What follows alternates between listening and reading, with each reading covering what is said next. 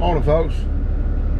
I was sitting here this morning just waiting for my clock to run up and trying to think what I could talk about today, and lo and behold, it was sitting right in front of me.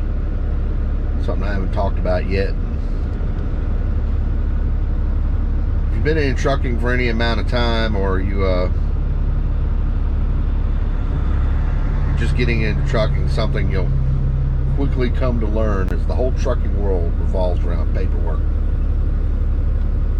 And your very livelihood, literally with a lot of companies, will come down to how well you handle paperwork. You keep screwing up paperwork and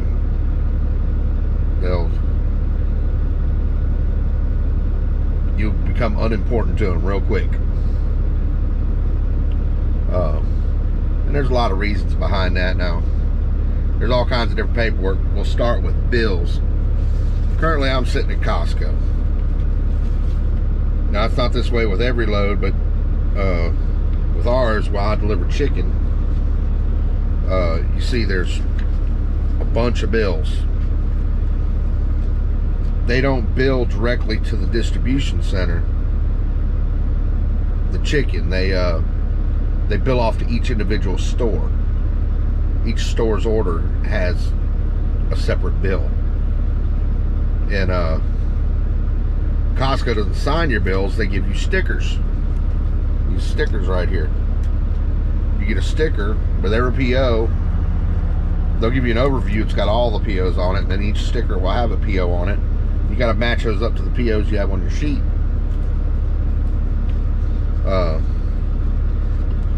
When you get out of there, and make sure that you've got a sticker for every bill. And the reason that's important is, let's say my company gets paid 10 days net for hauling this load. It means they get paid 10 days from the time that they give the bills back to Pilgrims.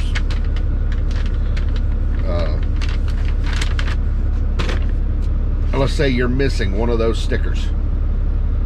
Them girls in the office have told me that if one of those stickers is missing, it could take them 3 to 4 months to get a copy of it. Well, Pilgrims ain't paying that load until you have all the purchase orders covered. So there's nothing sucks worse than a week after you turn your envelopes and everything in, and getting a phone call from one of them girls, or getting a phone call from dispatch saying, where's this sticker? Or where's this page of these bills? Why wasn't this bill signed? And there's really nothing you can do about it but sit there and say, oops, I'm sorry, I screwed up. And you just put a check mark against yourself. And a lot of people say, oh, why is that? It's just paperwork, Let's swap the shoe onto the other foot. Let's say you turn in your envelope at the end of the week. Let's say you turn your envelope on Wednesday, get paid on Friday for that envelope.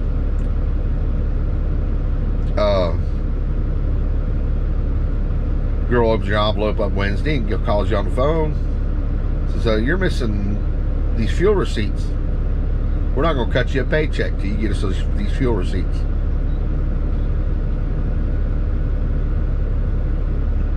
You're probably pretty hot under the collar. But really, in truth, they have every right to do it, because it's the rules of the game, If your company requires that, that's a requirement of your job. Just like getting all the paperwork from customers and such. And that's something you got to quickly learn. Whether you're picking up or delivering, is how to decipher paperwork, because nobody does it the same. Like I said, Costco uses stickers. A lot of places, they'll put a big stamp on your paperwork, and it'll have like pieces received, pieces damaged, pieces returned, who received it. A lot of times I'll write out if you had load locks or anything on there, and then they sign it. You know, look at those things, because you want to make sure, you know, you look at your bills and you see the quantity shipped. You want to make sure that quantity received matches that quantity shipped. If not, you're missing cases somewhere. And, you know, somebody's going to have to figure that out. And you don't want to be turning bills into your company saying that, you know, XYZ Zipper Corporation shipped 5,000 zippers, but Levi Jeans says, nah, we only received 4,800 zippers. Well, there's a discrepancy there, and if you ever have a discrepancy like that, you make sure that customer signs those bills saying seal intact. Right on the bill, seal intact, and have them sign right below that. That way, you're showing XYZ Zipper Corporation that when that load arrived at Levi Jeans, that seal, that load had not been tampered with. So the shortage is at their end. Because if you get there and the seal's been ripped off your trailer, especially if you're hauling stuff like, you know,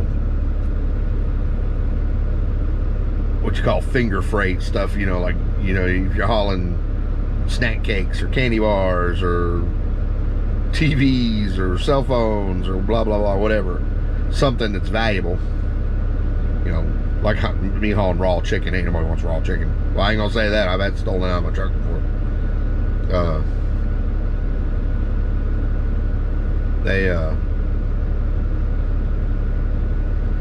They don't want to admit they shorted it, so they're gonna say the driver took it, or the driver got it stolen from him, and they're gonna try to pin it on the carrier to pay for it. So that's why you have to watch these things, because it may seem mundane and not, you know, why we got to do all this, but it's important. The start load, you go pick up a load. Different companies do it different. We don't use a Qualcomm. I don't even know if they use Qualcomms anymore. It's been so many years since I've used one. I know a lot of companies will send you your loads on email or text or whatever. A lot of times I've seen this company, not so bad, but companies I've worked for in the past, that dispatcher will send you 18 different load numbers. They're all different formats, and it depends. You know, one's the broker's load number, one's the shipper's load number, one's the receiver's load number, one's the PO number, one's... When you park in a spot and you have to walk a half mile into shipping, make sure you got all those numbers with you, because they'll usually tell you, we got you got your shipping number, starts with SA, 6-digit number, and you just browse through your numbers. Oh yeah, there it is, and you give it to them. Because nothing sucks going there and they tell you that, and you're like, yeah, I think I saw a number like that on my Qualcomm, but I didn't write it down. So you got to walk back to your truck, get the right number, walk back in, and all that stuff just costs you time. And you know, time is money.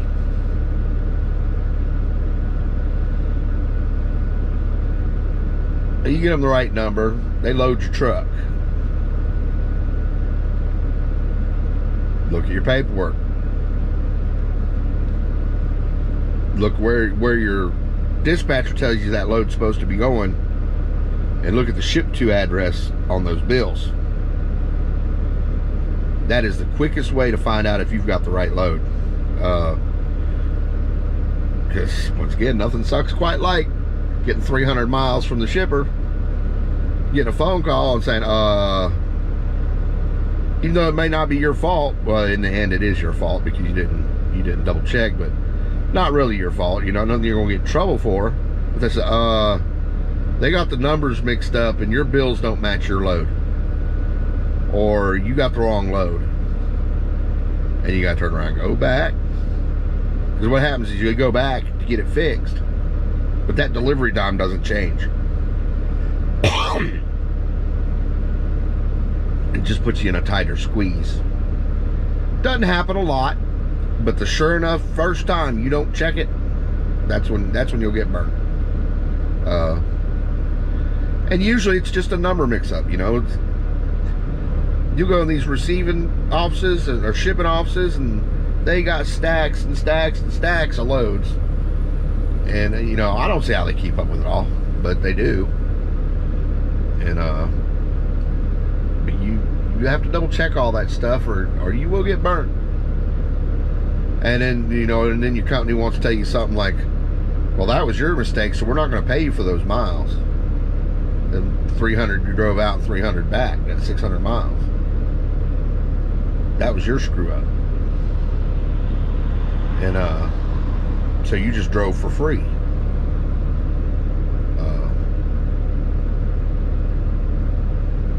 But that's just the start of the paperwork. But learn to decipher paperwork. Learn to look on paperwork. I mean, you always, things that always want to match. You want to match the shipping address, where it's going to.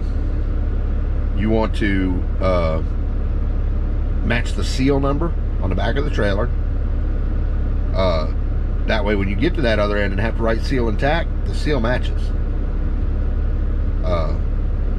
I generally keep my seals. When I break a seal, I bring it back up and I put it in my little cubby on my door of my truck. So if there's ever a question, you know, I'll keep it for a couple weeks. If there's ever a question, I can say, here's the seal. Make sure your trailer number matches. If you're pulling a reefer, look at the bills and see what the reefer temp is. You might be hauling a frozen load and you look at your bills and it says keep it at 28 degrees. Well, you need to ask them right then, is this a frozen load? Is this right? Do I need to keep it at 28 degrees or does this need to be at -10? You know, it might be a misprint. Because you don't want to get to your customer and your customer look at the bills and say, look at your reefer and see it's at -10. Look at the bills, say it's supposed to be at 28 degrees and reject the load. Even though you're right. He just at a whim, you know, because they a bunch of low-paid warehouse workers. They don't want to unload that load. If they can get away with it, they'd love to turn that load around. No skin off their back.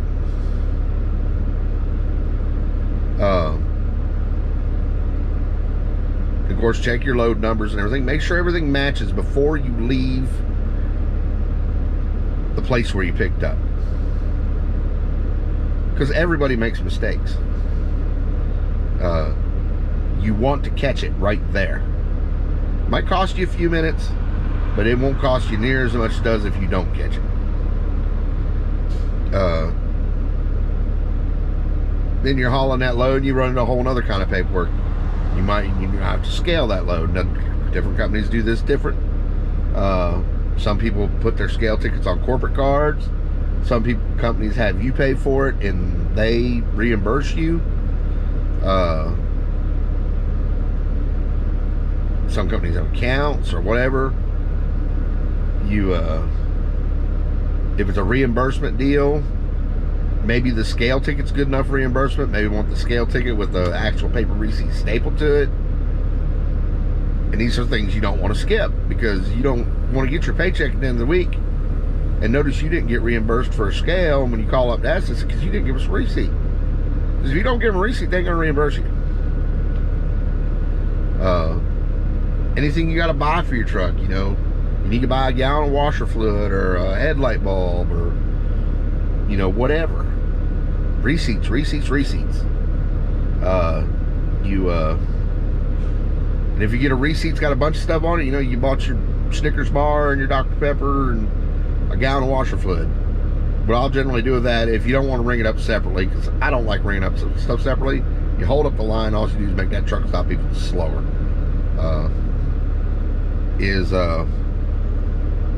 I'll look at that receipt and I'll circle the washer fluid, and down at the bottom of the receipt I'll write windshield washer fluid.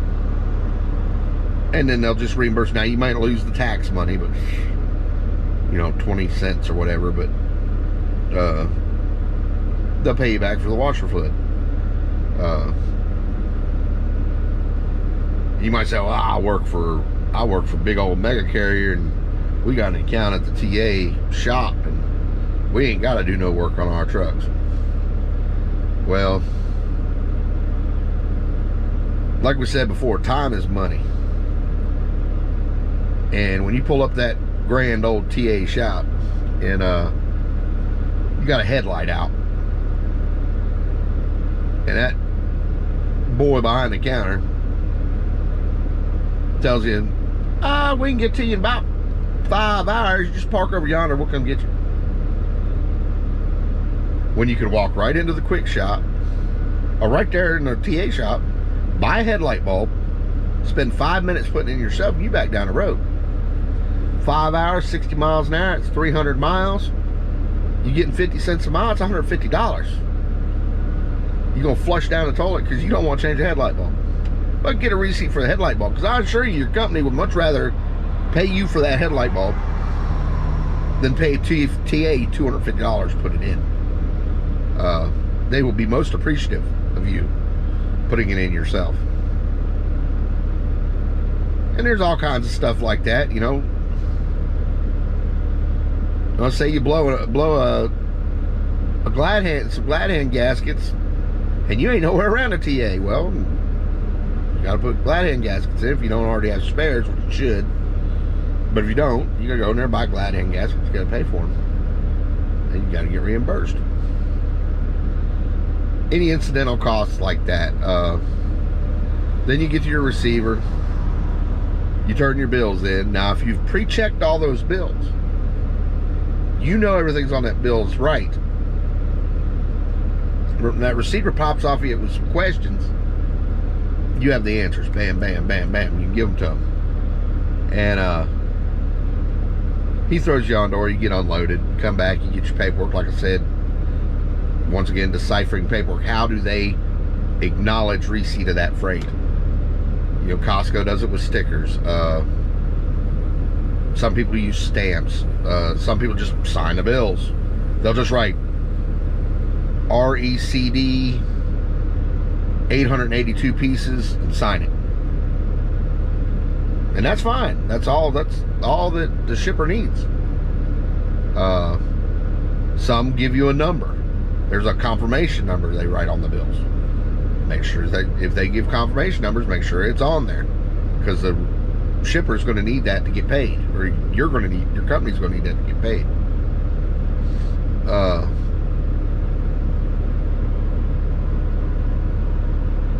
If you had to pay a lumper,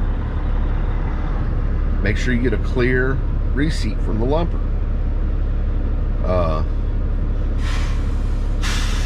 And one thing to watch out about lumpers, which lumpers kind of dying breed, but they do still exist, and there's still a lot of them out there. If you get one of these small companies use lumpers and they just give you the little handwritten receipts,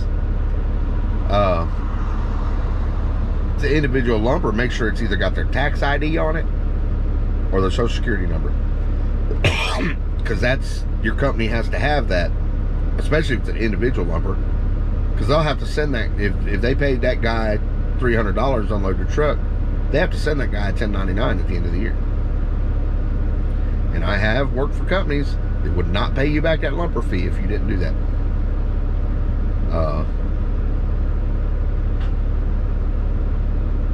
And you can get mad as you want to, but nothing to make you feel more stupid than getting half a paycheck at the end of the week because you didn't get a number. And a lot of times, once you're gone out of there, there's no way to get that number ever again. So watch your paperwork. Like I said, trucker world revolves around it. You get inspected by DOT, they'll give you a paper that says you were inspected, and whether there are any violations or anything. That has to go back to your company, and your company has to send that back to the DOT acknowledging that they saw it. Kind of like, notes home to your parents in school. Within so many days. And they don't return those sheets, and they can get deep shit. So can you. Pulling a scale one day and find out your license is suspended because you didn't do this or didn't do that. But it's all paperwork. There's paperwork for everything. You get any repairs done on your truck on the side of the road, paperwork. Make sure you receipts. Receipts are your life. Never get back to the office and be asked, oh, where's the receipt for this? Just get in the habit. Get receipts for everything. If it's got to do with this truck or got to do with this company or your job, get a receipt. Because companies thrive on them. I think they build little separate rooms just to store receipts in. They go in there and roll around and giggle like little schoolgirls or something. I don't know. They love their receipts. So, but you know, you're dependent on them for a paycheck, so you got to play their game.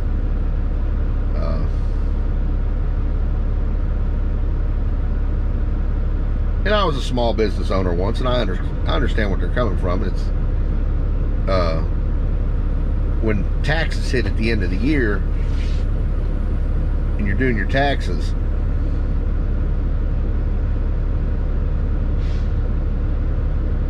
you're better to have a receipt for something you can't deduct than to have something you can deduct and not have a receipt for it.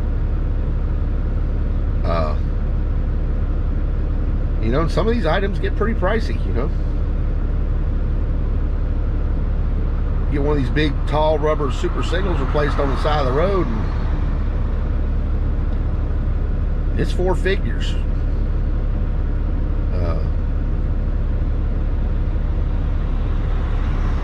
And not a lot of companies just going to let that roll off their back.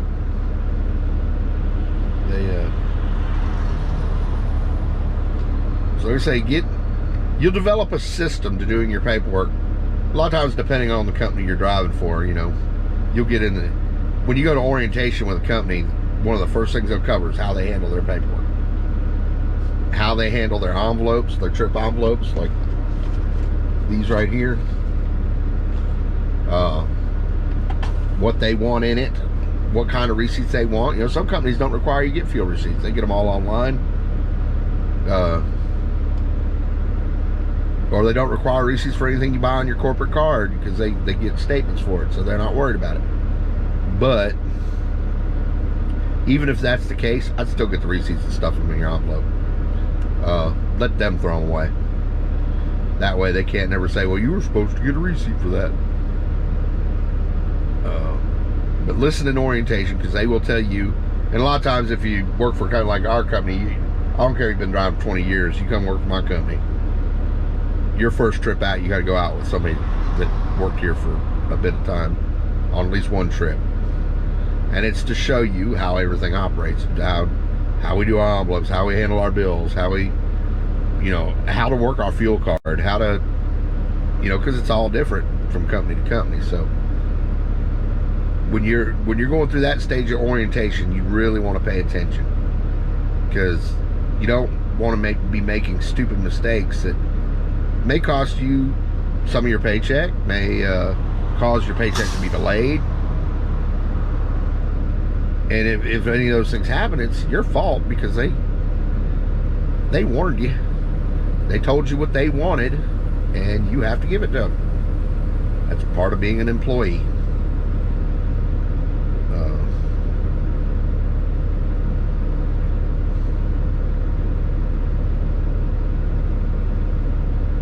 But like I say, you come up with your system of how you handle paperwork. You know, some folks carry a separate envelope for like all their little receipts, and then an envelope for their bills, and like this Costco bill, big old Costco bills, they won't fit in this little envelope. So I put them back in their original envelope. And when I get back to the yard in the morning, I'll just hand these back into dispatch. And it's the bills and the stickers and but that's all it is. And then when I turn in my regular envelope, they'll know I've already turned these in. And they appreciate it, because instead of waiting until next Wednesday when I turn that in, they get these back tomorrow. They can start processing these bills to get paid. And they're out of my hands, they're out of my hair. I ain't got to worry about them no more. But yeah, come up with a system on how to handle your bills, how to handle your paperwork, so you don't never get caught flat-footed.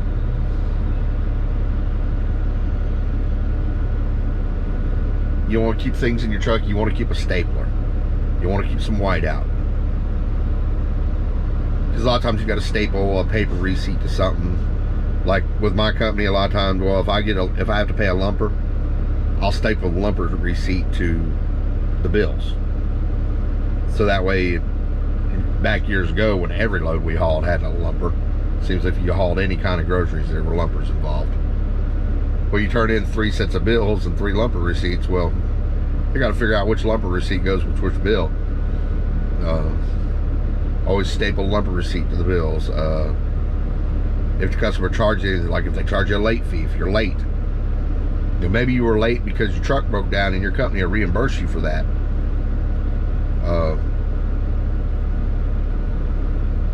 You want to staple that receipt to the bills.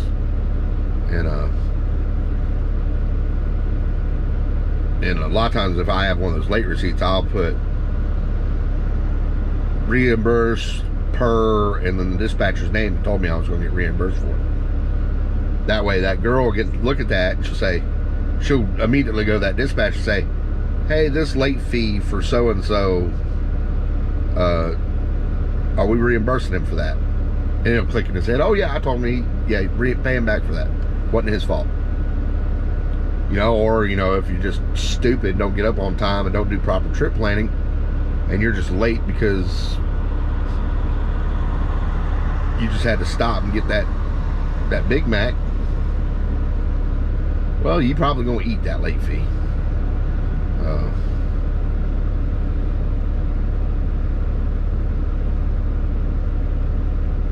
And it really kind of sucks if you got a load that is going to pay you $200 and you got to give $100 up for the late fee because you was stupid.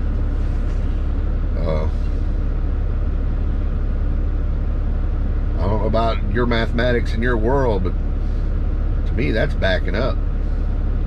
I'm out here to make money, not to pay other people money.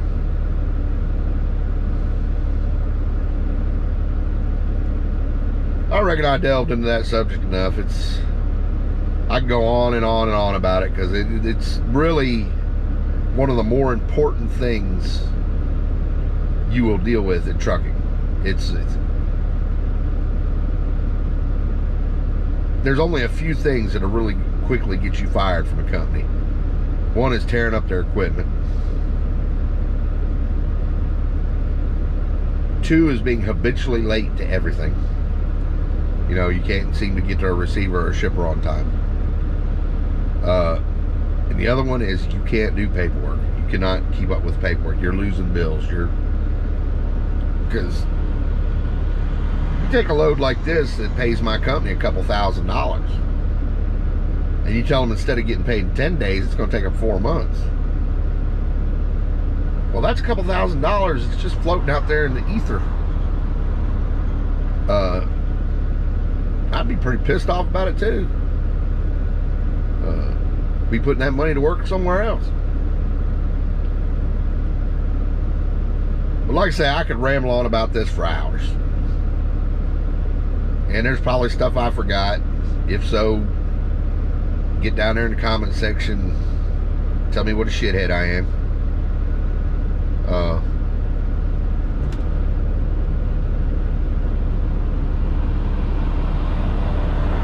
If you would, like and subscribe.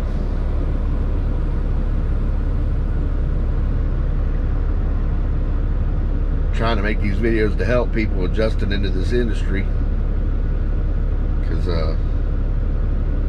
it's like no other job you'll ever have. It's other things just don't work like trucking.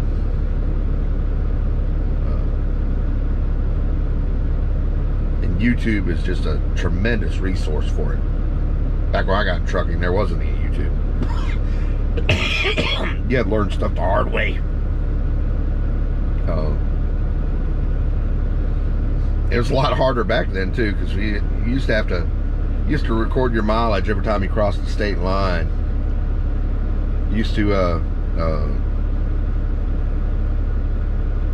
years ago, before my time, you had to keep up with your fuel stickers for every state before IFTA.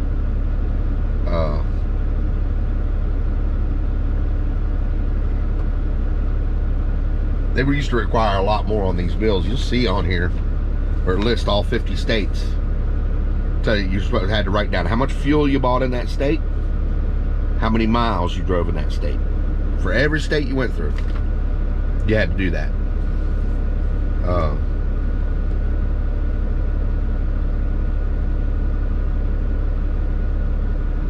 Let me tell how old these envelopes are. They got a line for telephone back in the day when you had to use pay phones to call in.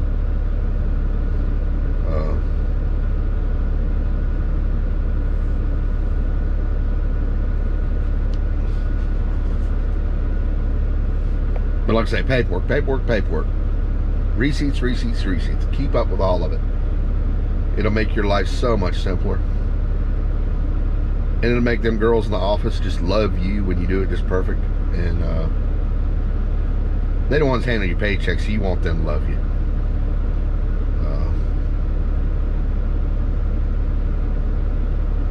I reckon I've rambled on this long enough. Like I say, y'all like, subscribe. Let's get this channel up and running. Maybe I can figure out some more good stuff to talk to y'all about.